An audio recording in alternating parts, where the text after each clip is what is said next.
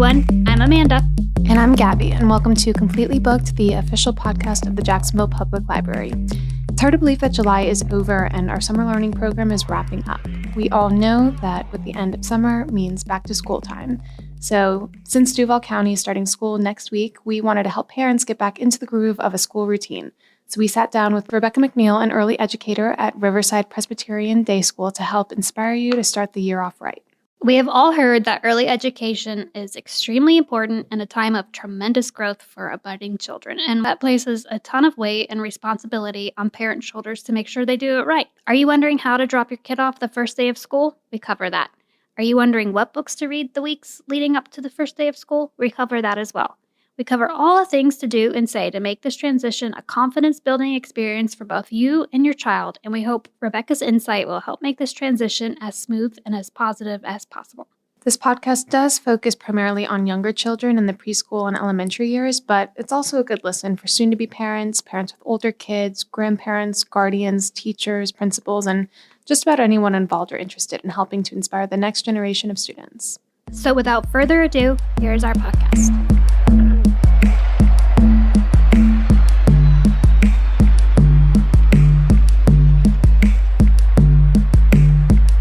Well, thanks, Rebecca, for being here today. Can you tell us a little bit about yourself? Yes, I have been teaching for over 30 years. I taught kindergarten first in the public school system in Lake City, Florida. And then when I moved back to Jacksonville, which is my home, I took a few years off. But even during that time, I stayed connected to education by doing private tutoring and some consulting for a family.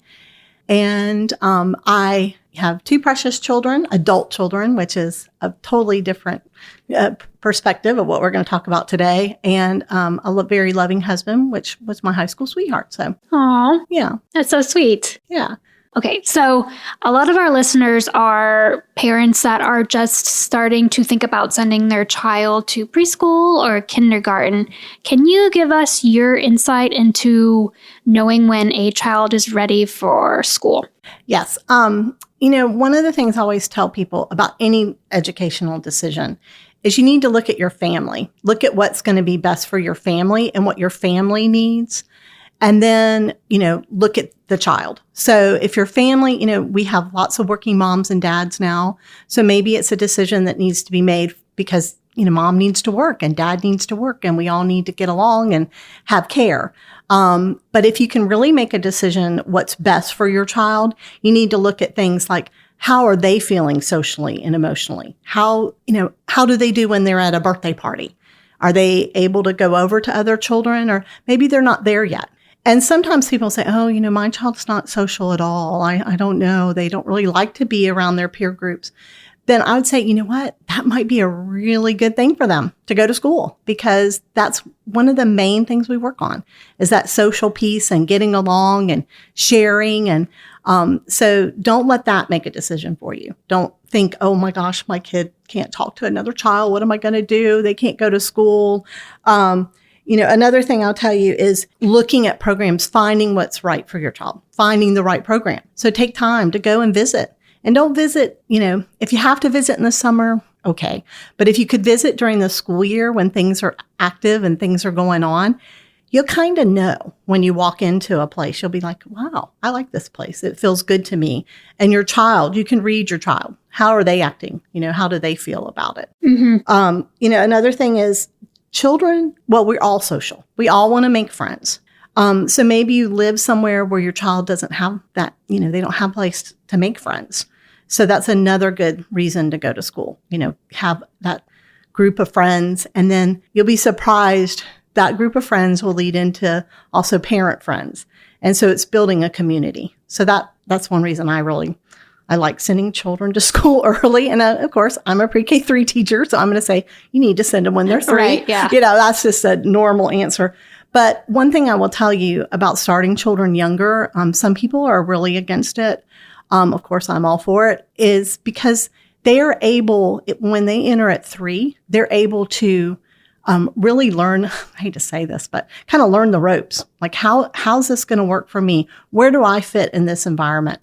So when they go on to pre-K4 and kindergarten, they're comfortable. And that's, pre-K3, if you go to a pre-K3 program and you walk in and children are sitting at little desks and doing papers, that's probably not a good idea. That's not what you're looking for. You're looking for a classroom full of color and things that they can look at and things that they can experience. Pre-K3 is all about the experience, I think. So, but I think that kind of answers your question. Also, another one is stamina. I know that sounds strange, but can a child can they hold out all morning or into the afternoon?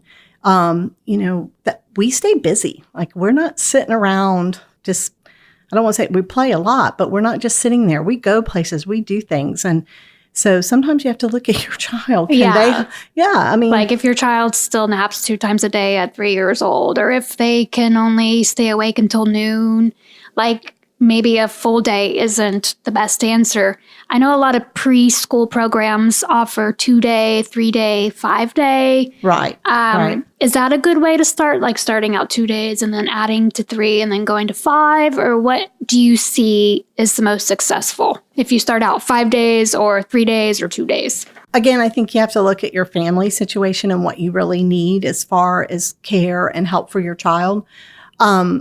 I highly suggest, if you have the luxury of just being home with your child, that's beautiful. If you could send them at least 3 days. 2 days doesn't seem like quite enough, and I'll tell you why. It's kind of like most programs will say like a Tuesday, Wednesday, or Tuesday, Thursday. But think about that.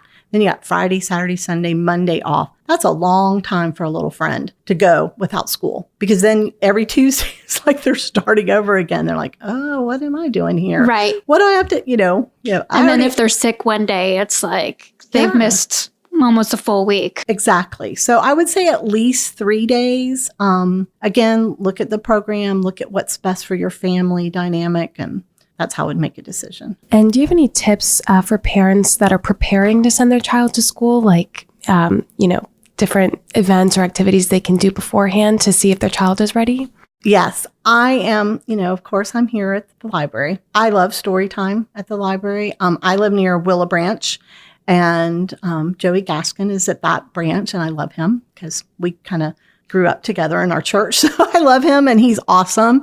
So, but every branch has a great story time, and that is for a child to go to story time at the library, to sit there and listen and participate, that is a great, it's a great way to pick, are they ready too? Not just, and I think another thing about stories or just reading in general, I read an article, and I'm not going to be able to quote the title and give someone credit, but it was about the 1,000,000-word gap.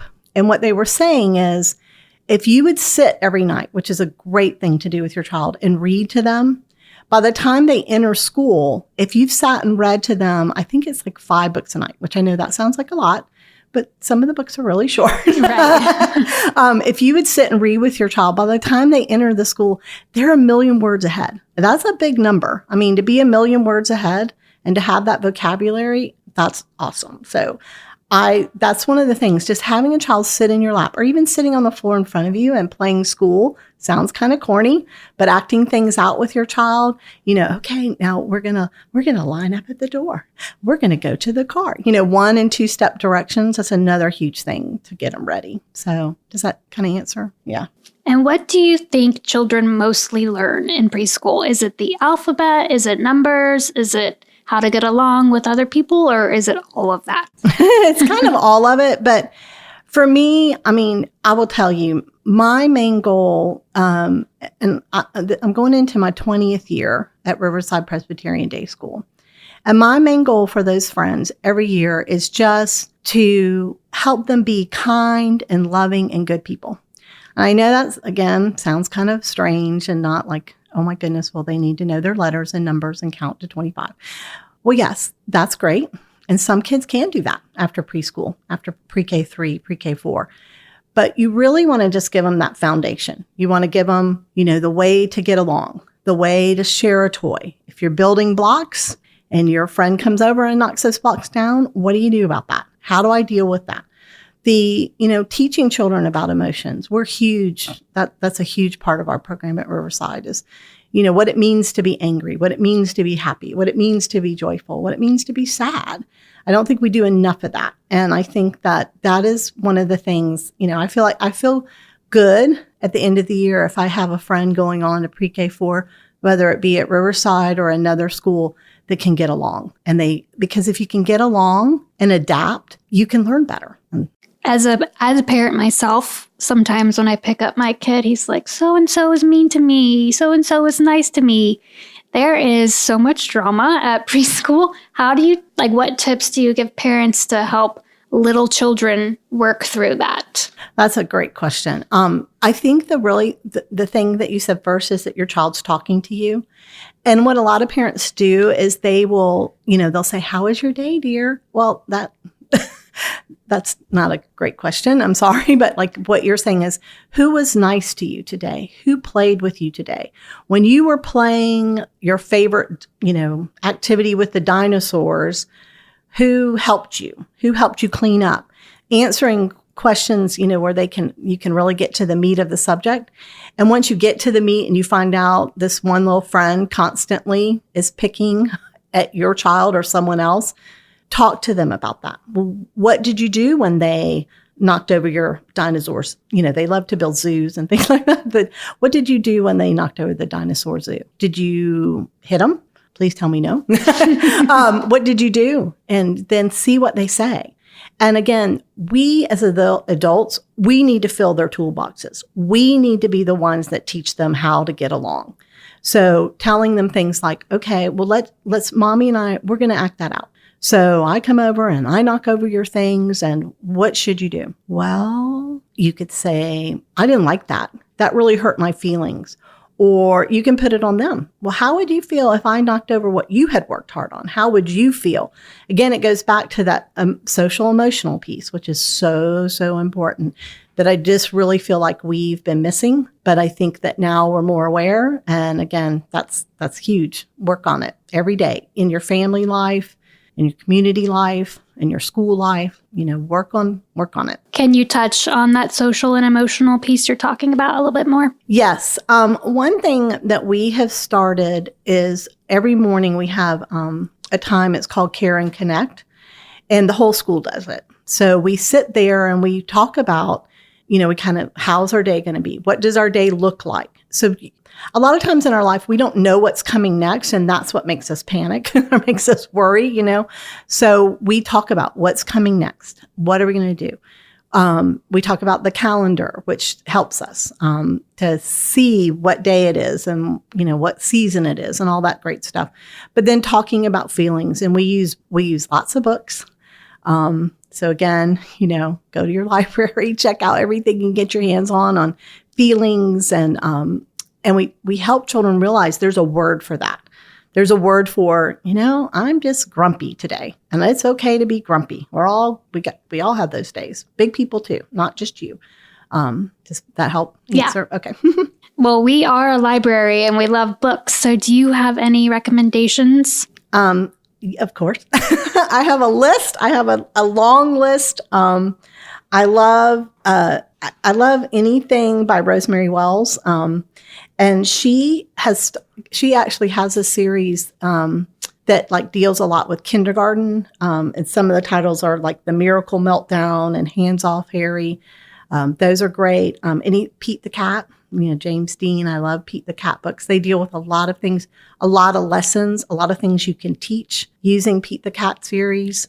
There's a great book. It's older, but it's called The Kissing Hand by Audrey Penn. It's about a mama raccoon, and she's taking her child to school, and how the child's like, I don't want to leave you. And she kisses his hand and says, I'm always with you. That being assured that mom's going to come back and pick the child up from school, that's huge. That's that piece that, parents sometimes don't understand. It's hard on you as the parent, but it's just as hard on the child to leave. If you take a mouse to school, I love Laura Numeroff. Let's see, David Goes to School by David Shannon, and then all the Llama Llama books. And there's one great one called Llama Llama Mrs. Mama, and that helps deal with that. How Mama's leaving me. What do I do? Let's see, is that good? Kindergarten Bus I have a ton. And I also checked, they're all, at one of your branches. So hopefully that will help. Hello School by Priscilla Burns. Let's see. The kindergarten bus is actually like a pirate theme, and back to Joey Gaskin, he uses that for story time, and he's like, "Yeah, you reminded me. I'll be doing story time for back to school soon." First day of school, choose first day of school is also a great one. There's just so many, and just ask the librarian. Go in, ask the helpers there. They can lead you right where you need to go. So. And on that note, we're going to take a quick break to hear about a fun event happening here at the main library. Are you looking to find love between the pages? Come learn about new romance reads, explore your hidden writing talents, and find your new book bay. That's all happening at our sizzling summer romance, Saturday, August 17th, from 11 a.m. to 3 p.m. Come hear from 13 local featured authors, as well as keynote speaker Barbara Cameron. There will be a self-publishing workshop, as well as a panel discussion, and a chance to buy books and have them autographed by the authors. Now, back to the podcast. So it takes a very special person to be an early educator. Some people swear by older kids, some people swear by younger. Do you have any tips for people who are thinking of becoming a preschool teacher? Yes. I often get teased. I'm kind of a kid at heart, so I think that's important, that you love, I don't want to say childish things, but, I still get kicks out of playing with Play-Doh and building blocks and getting down on the floor and playing. I love to play. I think that's important. Also, just knowing yourself and to know that you can't let every little thing bother you. Sometimes it's really hard. You're dealing with the parents, you're dealing with children, you're dealing with environment, so just know you can't get upset about every little thing. So kind of know, you got to really know yourself. I taught 6th grade one time for 2 weeks, and I quickly learned I cannot teach 6th grade. That's not my area.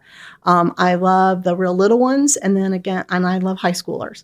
So I'm kind of in the middle. Yeah. I have a friend that teaches middle school, and she's like, I had to sit with pre-K 4, and I don't know how anybody can do that. I like my middle schooler. So yeah, there's definitely a grade for every teacher. Yes, I agree with that. And did you always know that you wanted to be a teacher, or did you have a different idea of what you were going to be when you grew up? Well, I actually, I went to Holiday Hill Elementary here in Jacksonville, Florida, and we had a program in 5th grade called Teacher of Tomorrow.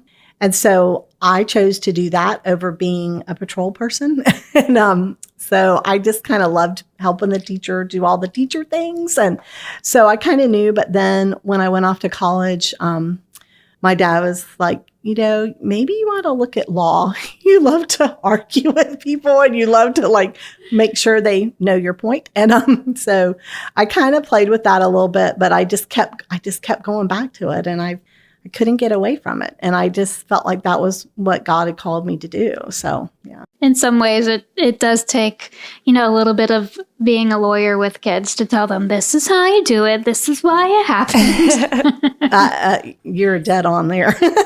You have to be good at arguing. Right.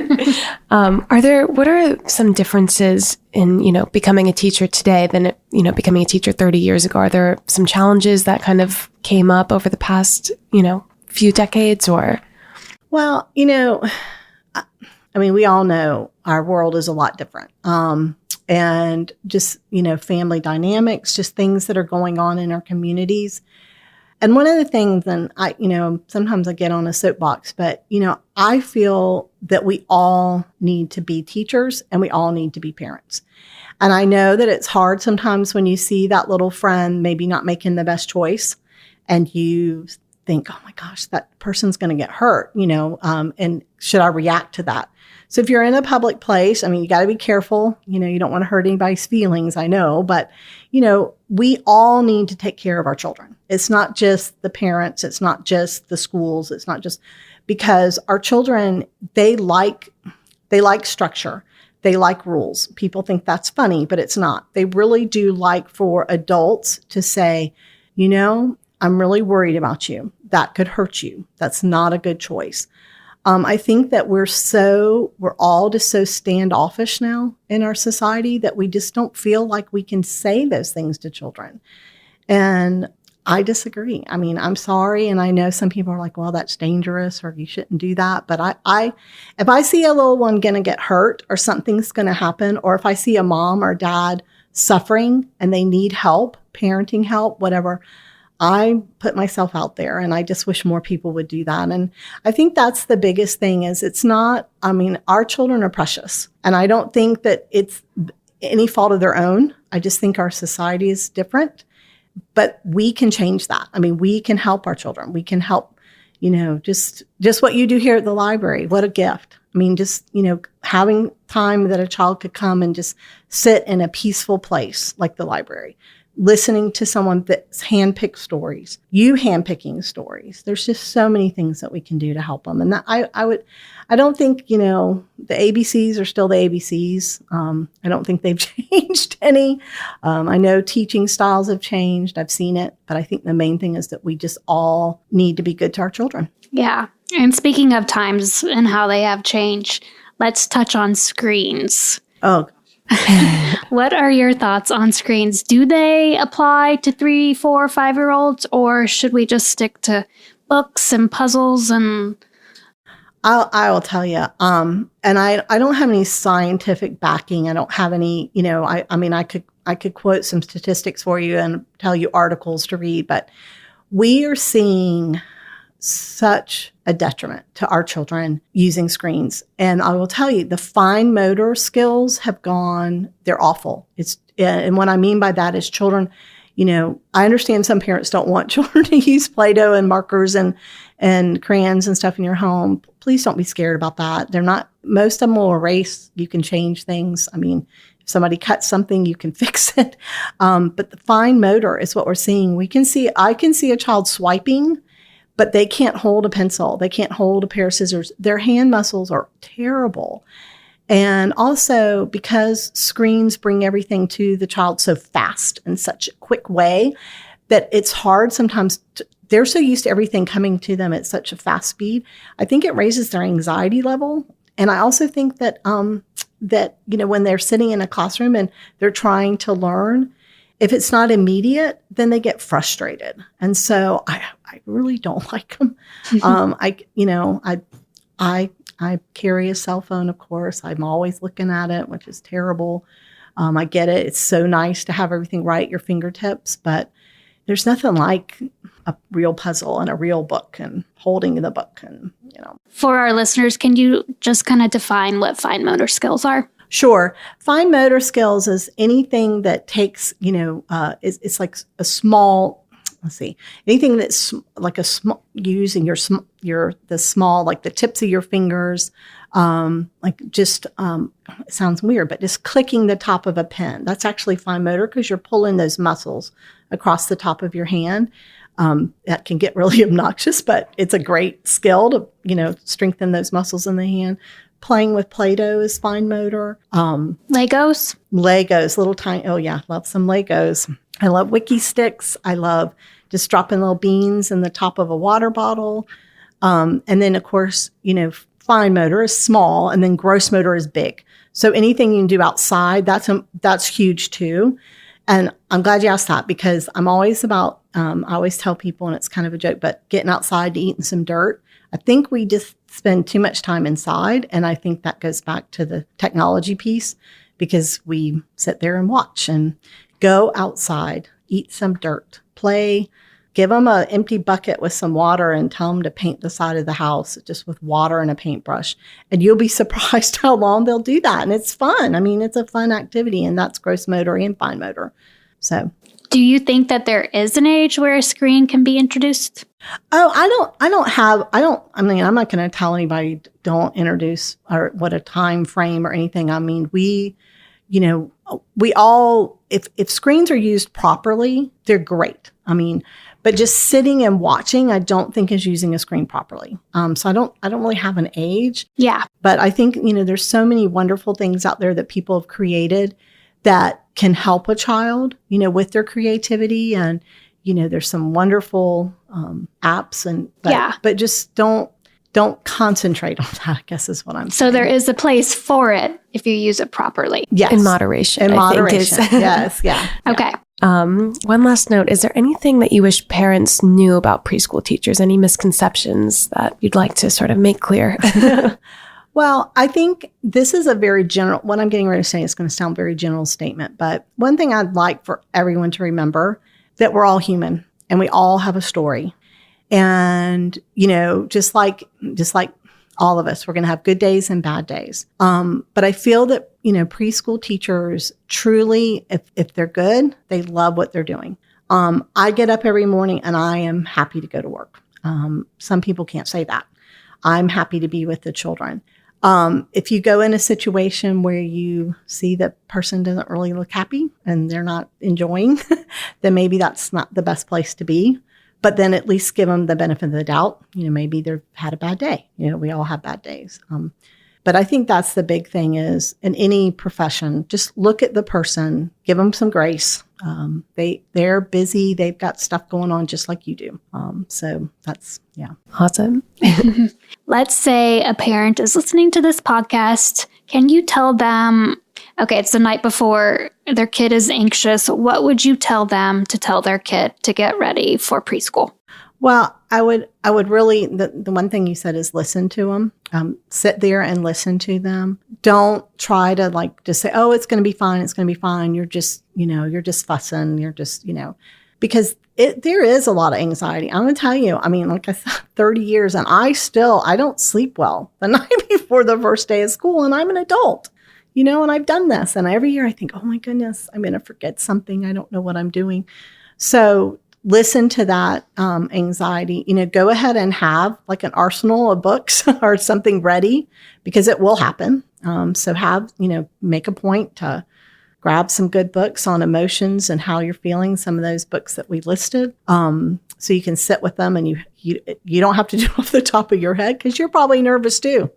You're sending your little one to school and that's scary. Yeah. And Definitely. it's okay. It's okay to be scared. That's okay. Mm-hmm. And how about walking kids in on their first day? Do you recommend that? Yes. Oh, I hope nobody gets mad at me. This is what I will say. As a teacher, I think it's important that first day that parents walk the child to the door, but I stand at my door. And I greet my children every morning, the same. Every morning, not just the first day. I stand there, I greet them. Hey, how are you today? Wow, what you got in your lunchbox? That looks like something fun. Your snack looks delicious.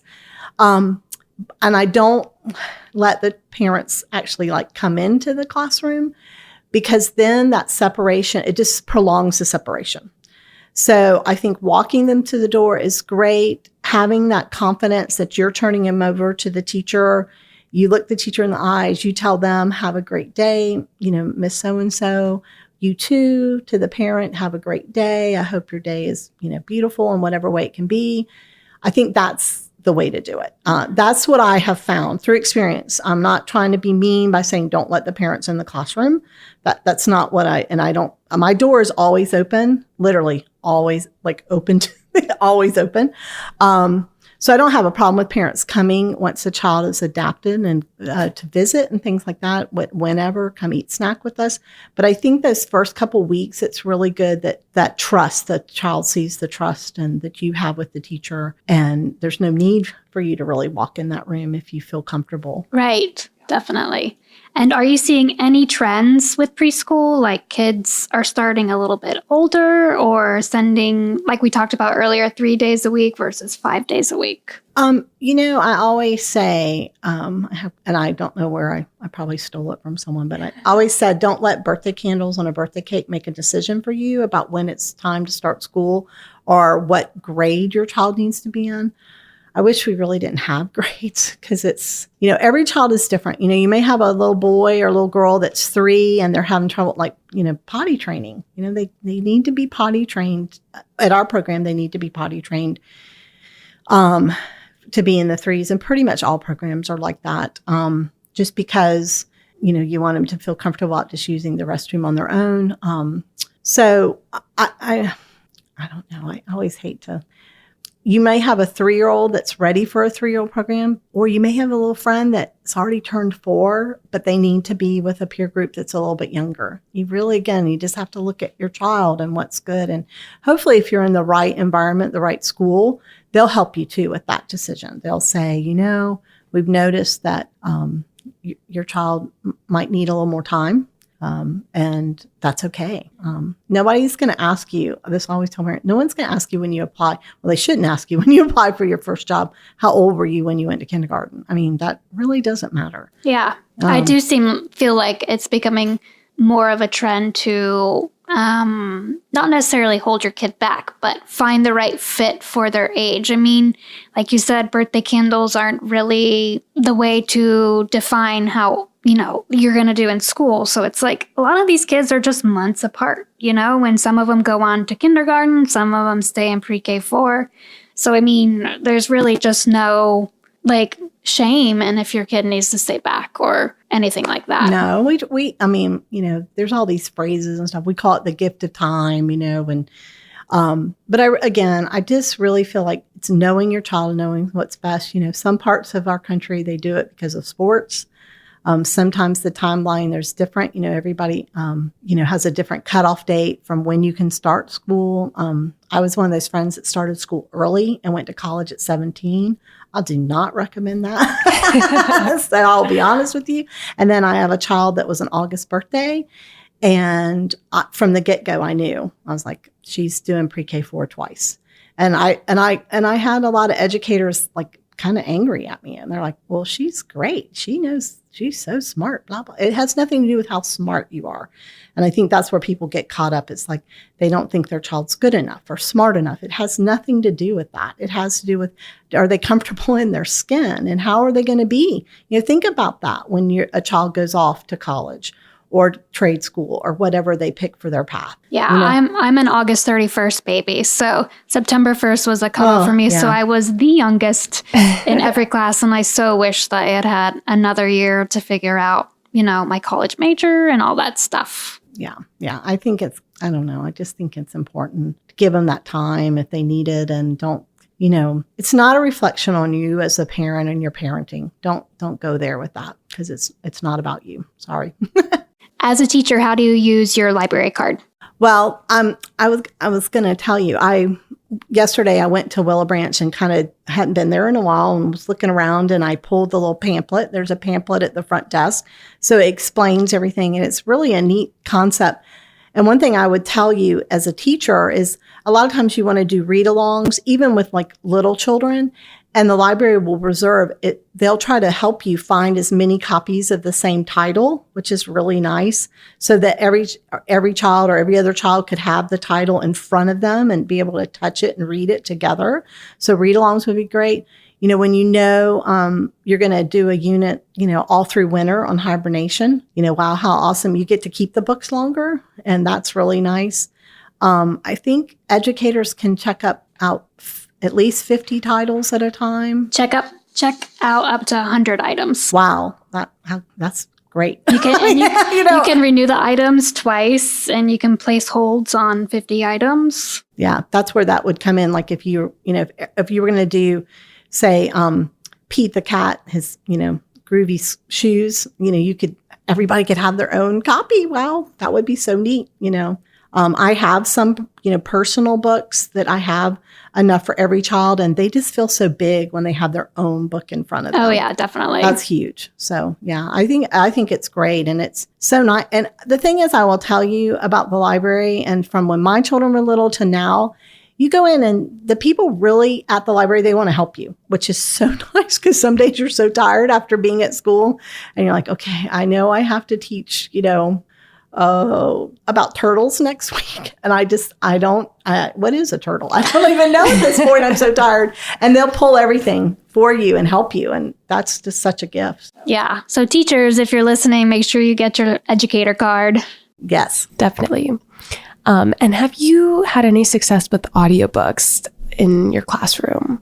I will tell you, I have, and I kind of got away from it for a while, but then, it's kind of something that's going to come back because you have those children that just really like the peace of sitting there and having somebody besides the teacher reading to them.